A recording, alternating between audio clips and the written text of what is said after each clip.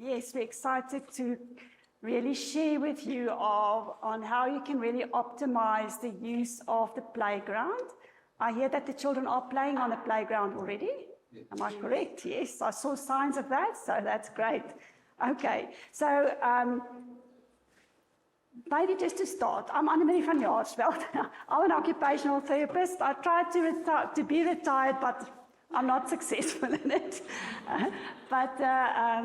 And I'm going to present the workshop, and with me is Marie Greiling and Nanette Visser, who is also occupational therapist, but we are all board members of the South African Institute for Sensory Integration, and it's actually SAISI that has built the playground, or that sponsored the playground. So we're actually here with our hats on as SAISI board members. So we want to thank SAISI as well for sponsoring us here to be here today. Okay, so let's quickly look at what the workshop is about.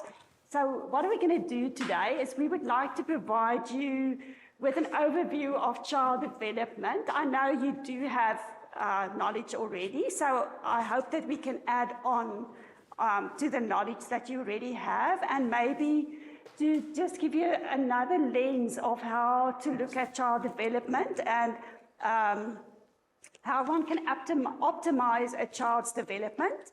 Then I'm going to do introduction to a sales-ship model of performance and how that can relate to developmental abilities of a child. And I'm going to give you a short background on the Back to Earth, but then the sensory spaces playgrounds. I'll tell you a little bit more about that just now, and how that links with the sales-ship model. And then we're going to do a practical session out at the playground, where we're hopefully going to give you some more skills, and we can also tap into your knowledge, because you all have knowledge as you sit here, and see if you can come up with ideas on how we can use the equipment that is on the playground. So that is more or less how we're going to run the workshop. Shakira, sorry, I haven't introduced. Shakira is also an occupational therapist, and you've seen her. She's also been part of the building team, and she's also going to share a little bit of information on a little bit taking care of yourself in the process of being an educator and working with children, but very much sensory-based. As you're going to hear now, a lot of our knowledge comes from why our sensory systems is so important, but I will tell you more about that just now.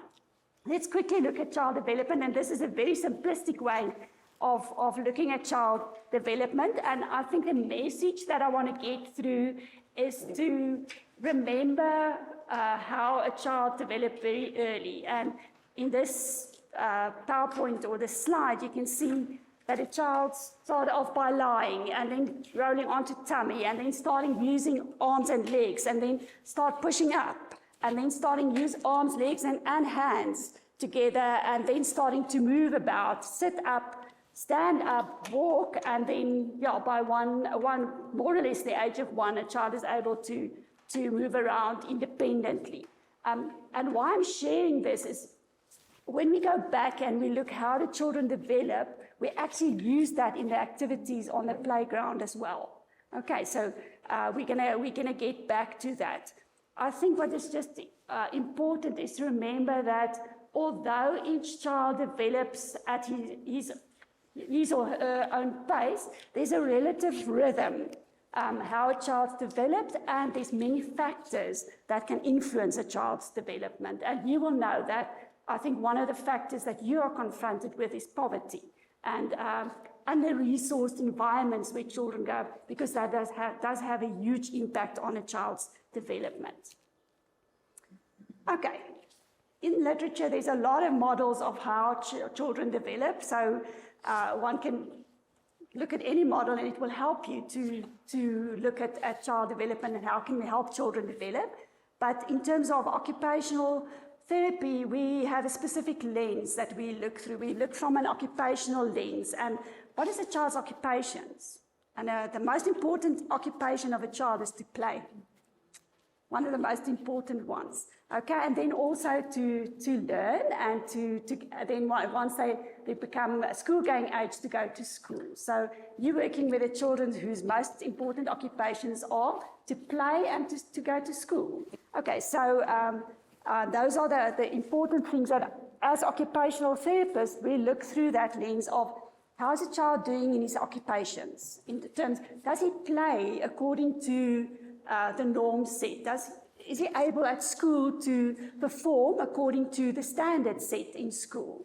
And if a child is not able to do that, we know a child has a problem. And that's where we come in as occupational therapists to see how we can assist so that the child can perform optimally in his daily occupations of being a scholar, being able to play, being able to socialize with his peers, being able to be a child to parents. So we are looking at that. And this is where the sailboat model of development comes in. And it's just to help you to picture development in its entirety. So if we look at a child in terms of there's different domains of development, that a child, what is reality within a child, and we just thought of looking at it as a sailboat, okay? So, and we're going to take the sailboat apart, so I'm not going to spend too much time now because we are going to look at each of them in detail. But a child has sensory motor abilities, a child has fine motor abilities, a child has cognitive abilities, emotional abilities, and then also motivational abilities. And if any of those abilities are influenced or impacted, it will influence on how the child will perform. Because you will know if a child's emotionally not well, they do not perform well at school. Or if a child has one or other cognitive problem, they will not perform well at school. So a child, all these abilities need to be in place for a child to function optimally and take part in their daily activities. Okay, but then there's a child, outside of the child, there's the weather, okay? There's winds, there's clouds, there's thunder, there's sun, which influences how this boat can sail. So winds could be, an example of that could be that the child is emotionally supported by the parents. So he's having emotional winds that support him so his ship can sail, okay? But if there's a lot of aggression at home, if a lot of turbulent emotions, the winds that child is getting is not too good. So it's not going to help that boat to sail. Okay, and the same with these weather, thunder. You had a lot of weather, I heard, the last few weeks, so you will know. So if there's a lot of rain, you cannot function. And in a lot of our children's lives, there's a lot of rain that causes them to not be able to perform optimally. So we need to consider that as well. But then luckily there's sunshine as well. But for some boats, you will know, especially sailboats, if you only have sunshine, the boat's not going to sail. Okay, so you need some other factors as well. Okay, another factor of a child and where a child develops and grows up is the water in which a child sails.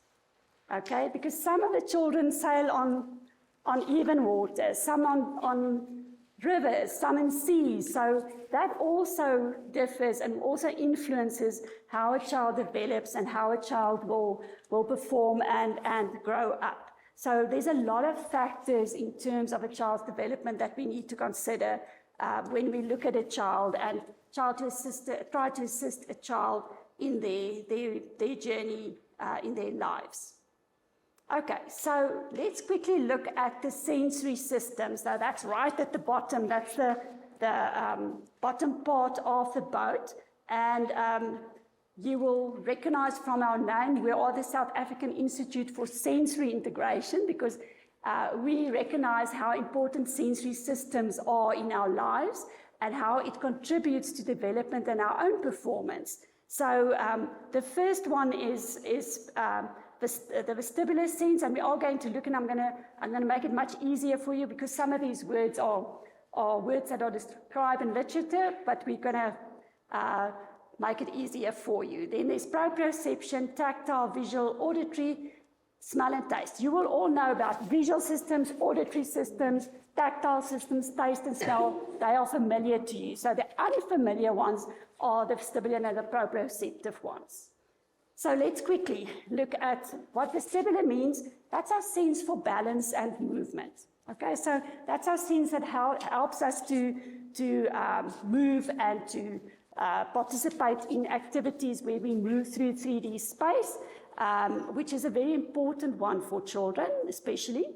And then the proprioception one, an easier word for that, it's the awareness of our bodies. If you all close your eyes, you will be able to have a picture in your brain of exactly where your knees are, where your feet are, where your hands are, and that's your proprioceptive sense, or this awareness of body sense that actually tells you where you are, and that assists you in terms of where you are in space and how do you need to move around in space. Okay, our tactile system I'm not going to say a lot about, because you all know our tactile system is our skin, and that's our biggest system because our whole body is covered in skin. So that's our biggest sense, and a very important one if it's not working well. Because just a simple example, if we do not get good feedback from our skin, we don't know, what am I holding in my finger now? How must I hold it? What must I do with it? So our skin really plays an important role, for example, just in hand functions and how a child will use a pencil. Okay. I'm not going to say a lot about visual, auditory, smell and taste because I think you do know about that, and Shakira is also going to share with us a little bit more about the smell and the taste in the visual system. Okay, so yes, that's just a slide telling us more about the visual, hearing, smell and taste senses. Okay, but let's look more in detail at the movement sense because that's what the playgrounds are about. It's about movement, and it's about our body awareness in space and our tactile senses. So our movement sense is the structures that really tells us about how we move is actually in our ears, the receptive, what we call the vestibular system is in our ears, and if we move our head, it picks up movement and it tells us, okay, how are we moving? Where are we moving? And it actually helps us to identify changes in position of our head and our body. It supports our body position against gravity, and it influences our muscle tone in terms of how much strength do we have, how much force do we use. So that assists with telling us about how do we need to move around against gravity and movement that is expected from us in activity. But it's also very important for us to be able to maintain balance and posture. Do you see children often sitting like this at the desks? Not familiar to you? Okay, it's very often because they do not have a good movement sense. The vestibular, that system there, it's not supporting their function. Okay, so that's very often a reason for that. And how we stimulate that sense is by movement. So we do activities like swinging, jumping, and moving through three-dimensional space. Okay.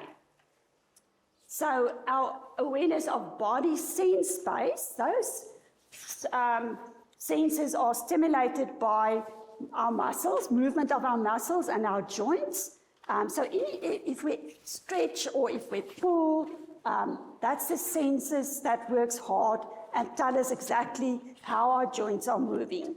And it also provides information on how much force to use. And I want to add on with the example of a child not having good tactile sense with a pencil. If a child does not have good awareness of body, the child also doesn't know how hard to press. Do you know children that press too hard and that break up the pencil points very easily, or they don't know where to hold the pencil, then they have a pencil grip like that, then they try that, and it's not a consistent pencil. And that's very often because the tactile sense and the sense of body, the joint position sense, are not supporting them. So they don't get good sensory feedback. So they very often struggle with that.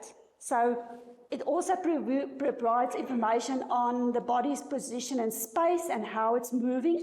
So when you move through space, and you know, I am now using which part of my body to do this activity while I'm moving in space. This is the sensory system that actually provides that information to us. And how is the system stimulated? It's by deep pressure on joints, by doing activities such as running, walking, jumping, and weight bearing. Okay, and we're going to get to all these activities once we start looking at how can we use the equipment out there. Okay, quickly look at our tactile system. I already said it's our largest sense. Light touch, pain, temperature, and deep pressure is also part of our tactile sense, but the ability to discriminate on objects in terms of what, where, and how is an important part. I haven't got a good example for the men in the room, but the ladies, I've got a good example. If you're looking for something in your handbag and you cannot use your eyes, because you maybe, I don't help you doing it, maybe you're driving and you want to get something out of a handbag, you shouldn't be doing that, but we all are sometimes, okay? And you want maybe, let's say you want your key, a key out of your handbag or a lip ice or something.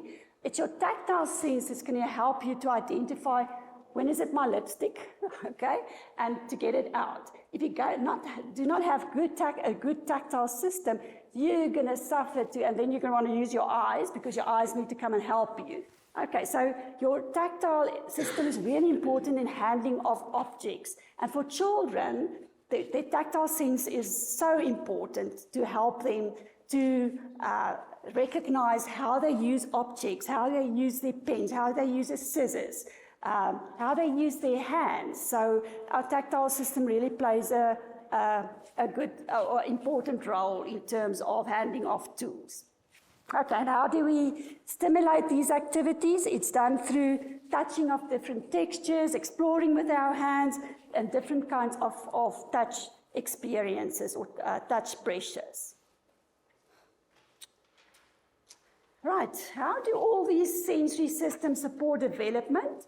Our sensory systems allows the brain to make sense of the body in the environment. It's our body, our sensory systems that tells us where we are, what we're doing, what we're experiencing. So our sensory system is really crucial in our daily lives. We don't always recognize it because our brain just processes it and we just go along. But if we have to go and look at what is maybe impacting on activity participation, very often the sensory systems play a role.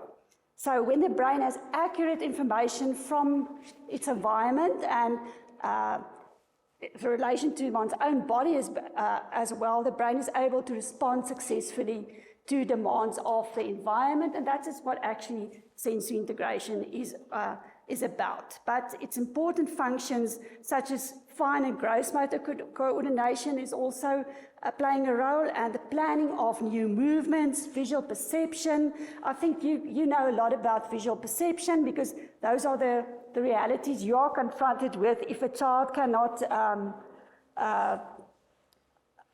differentiate between foreground and background, or they cannot differentiate between shapes.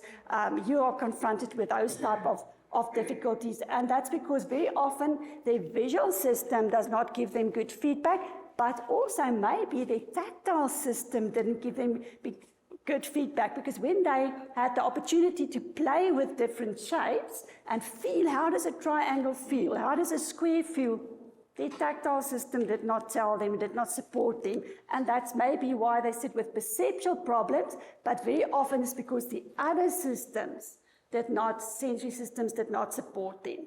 Okay, so sensory integration is vital in terms of supporting us in our capacity to learn and to function successfully in the environment. How does it impact on performance and functions? All the tasks that we do are dependent on sensory, motor, cognitive, emotional, and motivational abilities. All those sails of the ships are playing a role in our performance and functions. As you sit here, your eyes are working, your ears are working, your tactile sense is working, your vestibular sense, your movement sense is working because you have to keep upright. Your body awareness sense is working because you have to know where you are in space. So all your sensory systems are working at the moment and are playing a crucial role for you to be functional, okay? And I also want to say you will also use your sensory systems if your concentration is going. You will start either moving around, so you'll use your movement sense to get your concentration back, or maybe you'll start playing around to do some tactile to get your concentration back. So our sensory system, we do not know it if you do not know the theory behind everything, but our tactile or our sensory systems plays a huge role in our daily functioning. Okay, so we often see poor performance in behavior, but it's difficult to always know what causes that behavior. And I think you often see behavior in your child and you wonder, what's going on with this child? Why is this child doing this?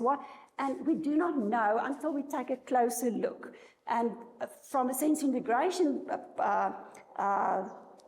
viewpoint, that's where we come in. If it's a child's sensory functions that's not supporting development, we will come in with sensory integration therapy or then strategies, or what we're now doing is to come in with the sensory spaces playgrounds. Okay, so we did ask ourselves, is there a manner in which we can understand why a child has difficulties or challenges that is rooted in poor sensory, motor, cognitive, emotional, motivational abilities, and then address it? And yes, there is ways that we can do it. So, and one way is to go and look at the child and break down all the components of function and all the factors influencing the child that I spoke about earlier. Okay, so let's look at take a little closer look at the different parts of the sailboat. I've spoken about the sensory systems, but the next part of that boat, the green part, is what we call sensory reactivity, modulation, and discrimination. So I'm not going to talk a lot about the reactivity modulation. I'm going to leave that to you, Shakira, if it's okay. But just in short, we've all got different thresholds for different sensory information, and maybe just in a nutshell, who of you are very sensitive to sounds? Don't like it if there's a lot of noise. There's quite a few of you. Okay, so what that means is that you have a low threshold, so you very easily register auditory or sound information, so your brain registers it very easily. So if it gets too much, you get overwhelmed by it, okay? Who of you can take in a lot? Who of you like the discos and the parties and the malls? And yes, we've got some, yes. Okay, you've got a high threshold, so your brain can take in a lot of information, and you're okay with that. And we all differ, and that's fine. There's no right and there's no wrong, okay? But there's differences, and we need to acknowledge that. Okay, so a low threshold would mean you have very little low threshold for a certain sensory system, and a high means you've got we can also use the example of you've got a small bucket, so your bucket either easily overflows with that sensory input, or you've got a big bucket, you can put a lot in, your bucket is big, okay? Important is that it can differ within the different sensory systems. So you may be very sensitive on an auditory level, but you like movement. You want to move around, okay? You go for movement. Yes, I can see, yeah. Okay, so yeah, so it can differ. So your movement sense has got a high threshold. You need a lot of sensory input before your bucket is full, and before you said you had enough. Who's the ones that do not like a lot of movement? Do you like to sit where you are, do your thing, contained? Yeah, okay, so, yeah. Okay, so you can identify yourself. You can run through your sensory systems, and you can then think for yourself, where am I? How's my sensory systems working? And maybe you will understand yourself a little better, because I must say, I've got a lot of sensory issues, and I can keep you for a day here, but I won't do that. But since I got involved with sensory integration, I just understood myself so much better. Okay, I couldn't understand. I'm going to give you one example. That way back when I was married in 1978, and I couldn't understand why, in those days, there weren't credit cards and credit and all those things. You had your monthly income, and you went to the shops once at the end of the month. So I couldn't wait to go to the shops at the end of the month, because we're going to do our monthly grocery shopping. And then once I got into the shop, into Pick and Pay in Florida, nearby, that's where we lived at that stage, I couldn't understand why I'm so irritated. Now I'm in the shop, I waited for this the whole month, but now I'm irritated. 5 minutes in the shop, I just want to get out. Okay, by the time I get to the till, I just can't keep myself together anymore. Then I realized it's because I'm auditory and visually very sensitive. So I get in this busy place with a lot of information, and my bucket just overflows so quickly. Okay, so it helped me understood a lot about myself and a lot of other things as well that I also got from it. I won't entertain you with that. But just to say that if you understand your sensory systems, it helps you to understand yourself, your partner, your children, the children that you're working with. It just puts on new glasses for you if you start looking at people around you and yourself on a sensory level. Okay, so that's the modulation part, but Shakira is going to share a little bit more on that with us a little bit later on. That, for a child, let's get back to the children. For children to be on an optimal level of arousal, we want them to be able to concentrate, to focus, especially I see you doing homework with them here in the afternoon. You want them out there, you want them focused and to optimally participate. And do they struggle with that? Some of the children struggle, or everyone okay? Some of them struggle. Okay, and that's most probably because they're either over aroused, so they just want to do other things, or they just can't. So they're not in an optimal level of arousal, and we all differ through the day, okay? We get up, some of us, who gets up easily in the morning? Who struggle to get up? Yeah, okay. So we differ, how we focus and that's normal, okay? But the problem is if you want a child to focus and they cannot focus. And very, very often it's because their sensory systems is not supporting them to be focused and optimally participate in an activity. Okay, so our children with high thresholds, that takes in a lot, they need a lot of more input before they're going to be in that optimal level of arousal. Our children with a small buckets, little input, and they're going to be there. Okay, the challenge is we've got how many children, and they are all on different levels. How do we balance that out, okay? So, but if we do understand that maybe this is a child that just quickly need to go and run around the container and be back, and then I'm going to be focused again. Or maybe this is a child that has to go and sit in a quiet space and work, cut out as much sensory input as possible, and then this child is going to be able to focus better. Okay, so if we can just start thinking very basically what can make a huge difference just in terms of levels of arousal. Okay, I already said that if we look at the scales of the shift now, that there's different scales that represents different abilities, and the different abilities are then sensory motor abilities, which also include our fine motor abilities, our cognitive abilities, our emotional abilities, and motivational abilities. So let's quickly look at them. The ones that's important as for today and for the playground, because that's what we focus on with the playgrounds, is the sensory motor components, or as you know them, gross motor components. So there's a lot of words in there, but some of them, just to say, that comes from an occupational therapy framework, so you don't have to know all these names, but ones that will be important to you, you know all about balance, you know about eye movements, about bilateral movements, or the use of the two hands or the two sides of the body together, crossing of midline, dominance development, eye-hand coordination is familiar usually to educators. So those are ones that are important for you in terms of the children that you work with, and also what we are going to do on the playground. Just quickly to explain to you why it's important that children are exposed to activities like we expose them on the playground, is if you just think, what components or do we need for a child to just sit upright at a desk? A child needs to have good muscle tone, they have to have balance, they have to have postural control and stability, and they have to be, once they're seated.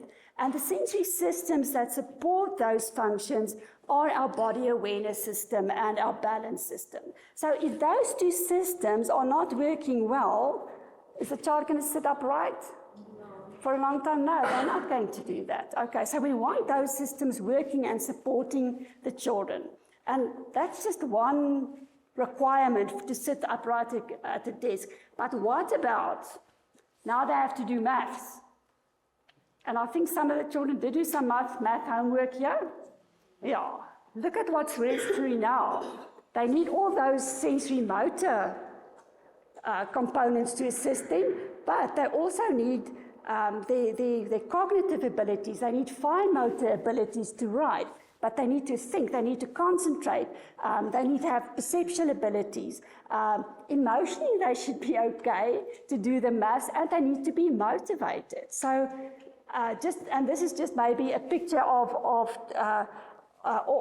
a picture to indicate that there's so much abilities involved when a child does school-related work. And if those abilities are not working well, if the one sail is not okay, or if one sail is not supporting the other sail, the children are going to have difficulties and are going to experience delays. And how do we help them? Okay, so what are realities of development and learning is children retain more information when they are actively involved as opposed to when they just sit and learn. And I think you will all experience that at the moment, because you have to passively sit and listen to me, while if you go out and actively participate, you actually learn more.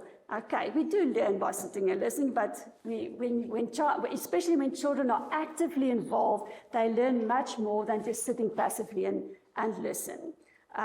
Because active learning involves more of our sensory systems. Our sensory systems get involved and stimulate the brain, and the brain wakes up, and there's a lot of firing going on in the brain, and there's a lot of memory laid down in the brain, assisting the child to really learn. So we need to start at the foundation. So we need to allow children to have body sensory experiences or whole body sensory experiences. They need to move through three-dimensional space, and they need to interact with objects in space. But they have to be balanced. And I think that's one of the differences. I'm often asked, what's the difference between playground equipment here, like this one, and the sensory spaces or the back-to-earth playgrounds that we developed? And the big difference is that we try to expose them to balanced type of activities that attends to all those components in that sail, that sensory motor sail, that attends to all of them, and that's only some. And then to educate people, to help the children to use the equipment optimally. And maybe just one example, I'm going to take balance because you're all familiar with balance, is yes, there's multiple balance opportunities for children there, but there's short distances that they have to walk. There's short distances that they slide, and so it's, yes, the brain takes in, but it takes in a little bit of information. But with the sensory spaces playgrounds, we try to give them more input and prolonged input, and in a structured, more structured way, that they, so that the brain really gets more quality input, and more input over a longer time, so that the brain can really learn and adapt and grow. Okay, so that is one of the objectives of the sensory spaces playgrounds. So how do we support our children to be able to have these quality experiences? This is just a little bit of background of the sensory spaces playground that is developed here, originated from the Back to Earth playgrounds, which we started developing at the University of the Free State at the Occupational Therapy Department there. We worked in the communities and we saw all these developmental delays with the children, and a lot of them was from children having sensory integration difficulties. In the ideal world, or in a high socioeconomic world, it's very easy. The mom makes an appointment with her occupational therapist, and she takes the child weekly to sessions for having sensory integration therapy. But working in communities for many years with students, I just realized it's never going to happen. So how do we address this in the best possible way? And one of the ways was to look at playgrounds where children learn, or where children play, and where there's educators or community members involved that can assist the children with the developmental delays. So the sensory spaces developed from that, and the sensory spaces are the playgrounds that the South African Institute for Sensory Integration is now involved with, and hopes to spread out the seeds of the playgrounds. Okay, so and what I also want to assure you is that we've done research at a playground, a similar playground like this one, where we actually for 3 months had children with educators doing the activities with the children. We tested them before we started with the program and after the program, and we had a school that didn't have a playground like this, where the children just continued with their ordinary schoolwork.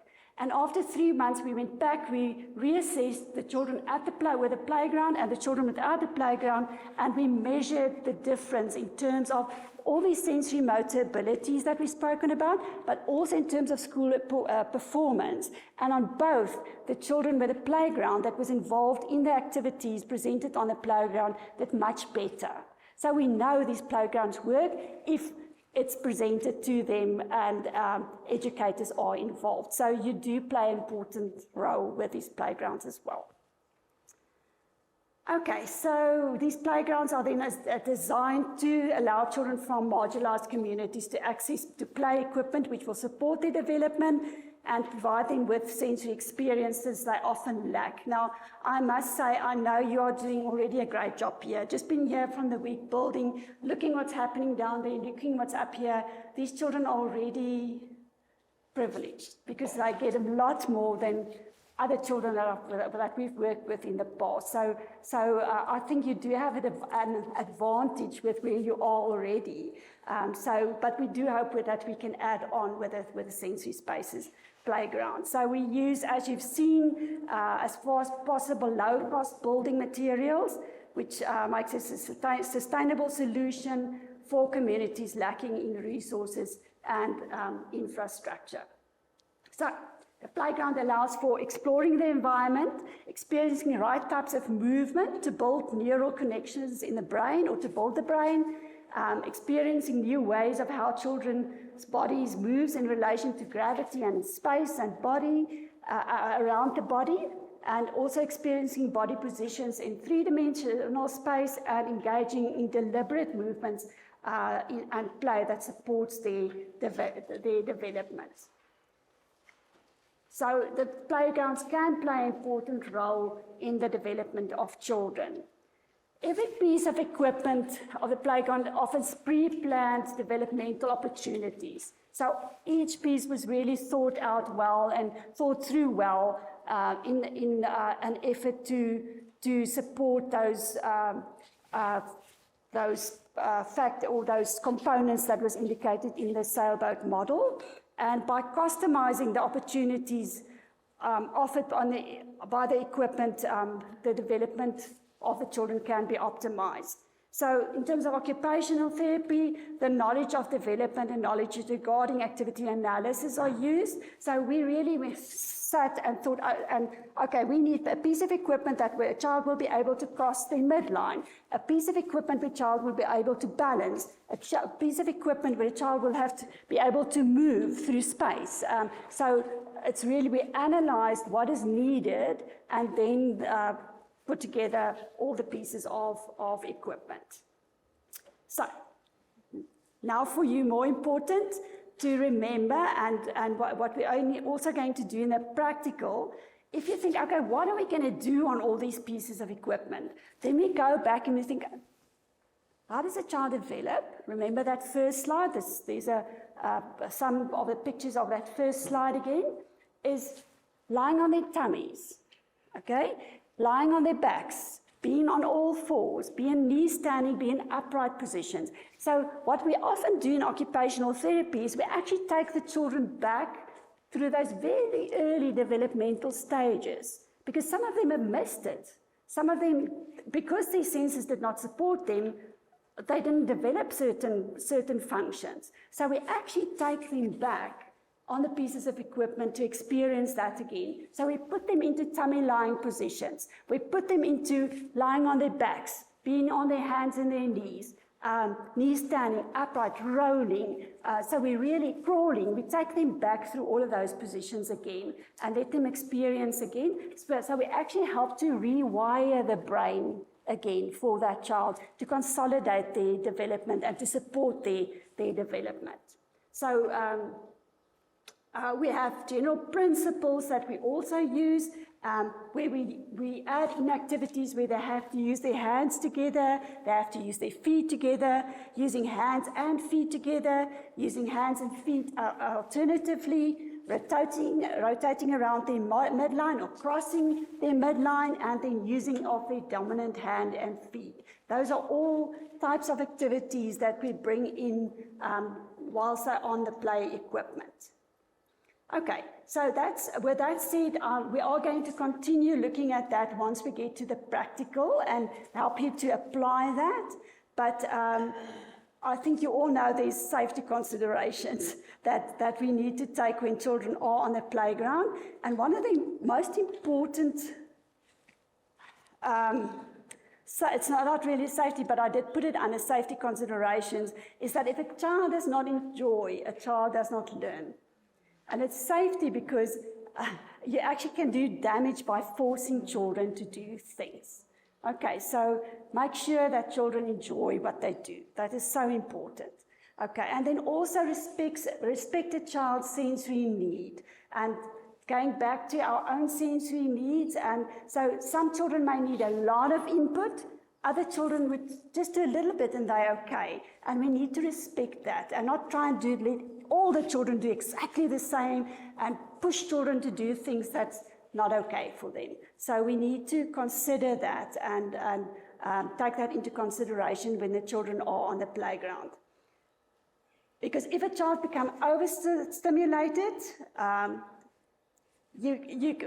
when a child becomes overstimulated, you can engage the child in activities that are slow and rhythmical, like putting them on the swing, because that calms the brain down. The nervous system is calmed down. Or you could let them do weight-bearing activities, because that also calms the brain. And we're going to show you some weight-bearing activities just now. And the other important one is to never leave children unaided on the equipment or the sensory spaces playground. And once again, a child that does not enjoy does not learn. Okay, there are some agreements that we did put out, and I think you're all aware of them, but I'm just quickly going to go through them. is that the playground must always be under adult and educator supervision. And these playgrounds were developed for ages 4 to 10 years old. So the older children might damage the equipment if they are too old, especially the swings, where we do not advise more than 2 children on a swing at a time. Otherwise the weight might take down the swings. So do regular checkups on possible hazards, and I've heard about the hazards that you already had, so that is important. But make sure if you see a rope is not okay anymore, or one of the connections is not, please report that, because it can become a hazard. And then I think you do have emergency plans in case if there's an injury here, because you are in a structured, organized organization. Okay, but routinely also check for broken equipment or missing parts, and please report that. The fittings on equipment such as bolts and nuts should be checked regularly. Ropes should be securely attached, so check for that. And that the moving parts are not worn out. For splinters on the equipment or sharp edges, and make sure all the equipment is securely anchored, that the playground is free of litter. Also look out for rust of metal parts, and that there are no hazards that can be fallen or tripped over. And then check out for when the tires needs to be filled up or needs to be replaced maybe. You've also got the luxury here of a support team that can assist you with maintenance. So please report if you think that pieces of the equipment is not safe anymore. Okay, so with that, I'm first going to hand over to Shakira. I was going to talk a little bit about sensory awareness of self. I think this topic is very close to me, the topic of stress and how we, how we relate to our stress. Do we feel supported, and how do we support ourselves in times of stress? Okay, if you look at the picture on the board, I think it's a bit small, but if you look at your notes, you will see there are 3 categories. Okay, there's a category of freeze, there's a category of fight or flight, and then there is the green zone, which is labeled there as social engagement. So I want to ask you, why is this important? Why is it important that we understand what stress does? Anne-Marie's mentioned to you that a child that is enjoying their learning is a child that is actually learning. Okay, so if we think about when we are stressed, are we taking in any information? Are you able to actually see what is happening for that child that you have in front of you? When we are stressed, we can't connect with the child, let alone ourselves. So how do we learn how to support ourselves in times of stress? And so, this diagram is so important, because we ask ourselves when somebody screams at you, for instance, you have a few responses that you can have, okay? The one response is, I'm going to go into freeze because I can't run and I can't fight back. This teacher or this person is on top of me. I'm scared. So what do? We shut down and we freeze. Okay? The next response is, if the child does feel a little brave, okay, they're going to scream back, or they might run and hide. But there's another response that we don't often know about, okay, and that is your child that comes across as the goody child, that wants to do everything to please you. They're going to run and fetch you a glass of water. That child can be hiding their stress, okay, through trying to please you. And that is called a stress response called fawn. Okay. What we actually want to get to is equipping ourselves and our children on how we can use our sensory systems to support ourselves. And how do we do that? What is the starting point to get to that place? So the starting point to get to that place is everybody enjoys to be understood, isn't it? If you go to a child and say, wow, I can see that you're stressed. Is your body feeling cold right now? Is your body feeling too hot? When we begin to understand what is happening in our bodies, then we are able to meet our stress with the appropriate sensory strategies.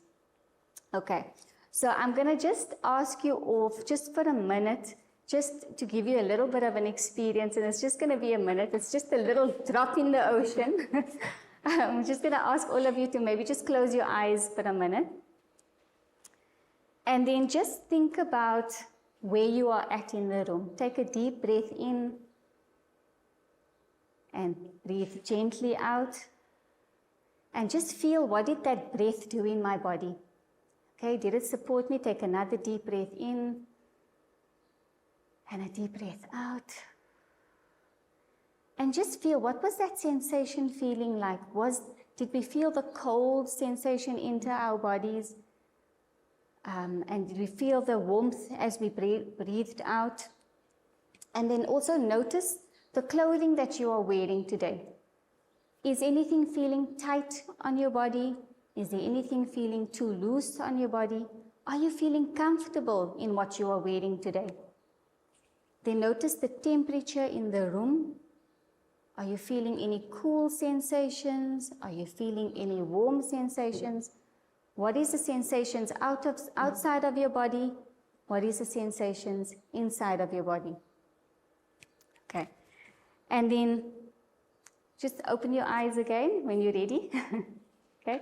And then just cross your arms over and give yourself a deep squeeze. And just breathe as you're doing that. Okay, some of you are yawning. Because that brings calm into the nervous system. Did you notice I didn't use anything else? We just used bringing yourself to presence and just creating a language, a sensory language for yourself to be able to connect with yourself inside of your body. Now imagine if we were able to transfer a calm state that we can generate inside of ourselves, if we were able to actually generate that in the children that we have in front of us. We are one person in a class, in a group full of children. If we are dysregulated, if we are stressed, what impact are we having on a whole group of children who we had the opportunity to reach? Can we get a sense of our impact? You know? And if we had to even think a little bit broader, your calm state that you bring inside of yourself is something that child is going to carry with them in all of their years. They're going to be able to use those tools and say, in a situation of stress, wow, this is what my teacher taught me and how I can calm myself down. Okay, so I actually brought a little toolkit and you all are welcome to just have a look in before we go out onto the playground. But I just want to stress the importance of what Anne-Marie brought in, and that is just respect. When we respect ourselves and our own sensory systems, then we are better able to understand what that respect and impact means for the child in front of us. If we haven't had that sense inside of ourselves first, we're not going to be able to understand what that actually means for the children that we work with. So I just want to, I'm just going to bring this basket over here, and anybody that wants to take a peek in and see all the different things that we can use. And these are not things that, that we need to overwhelm ourselves and say, where am I going to get that? It's things that we actually have in our homes, like hand cream. If you give yourself a gentle massage with hand cream, with awareness and sensory language, then we can connect with that. So something like this, for instance. Or even just essential oils, or we're going to go on the playground and we're going to connect with what we have in our environment and be able to smell the different scents that we have here in the sensory space that we have. And I want you to just take a moment and just translate what we and Anna Maria shared with you now and connect with that when you're on the playground. Because when you have a child that was moved too much, what are we going to do to actually bring calm to that child?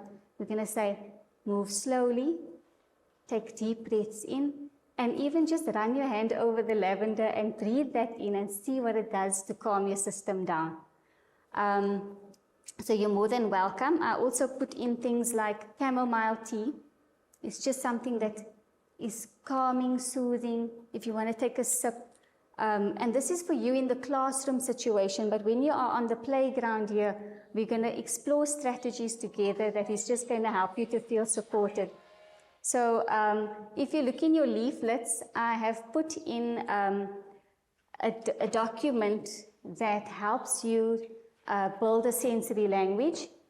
And then just in terms of strategies, you'll see there isn't any strategies there. But you can look on the internet and search for sensory strategies to calm the nervous system down or to calm a child down. And you'll find amazing different kinds of ideas all popping up. Just as on a lighter note, we've added in a Kit Kat there. It's just a reminder to everybody that you must slow down, take a break when you need it. And the lavender that we've also included there in your pack is just a reminder for you to take with you, to remind you of what it means to just calm yourself down and calm your senses down. So thank you, everybody.